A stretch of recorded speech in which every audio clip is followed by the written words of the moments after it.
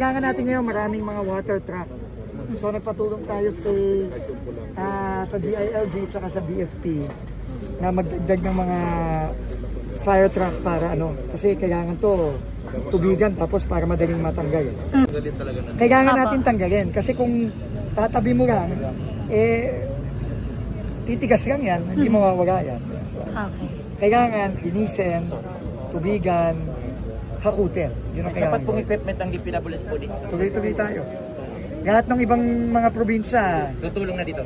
tutulong na. Nagpadala na ako sa ibang mga distrito, may mga padating na galing Sorsogon, galing Kamsur, may mga galing pang Masbate na papunta dito. May area naman po kung saan yung mga nahakot ay ilalagay. Nag-identify na si Gov tsaka si Mayor ng disposal site na kung saan natin itatambak yung mga makukuha natin.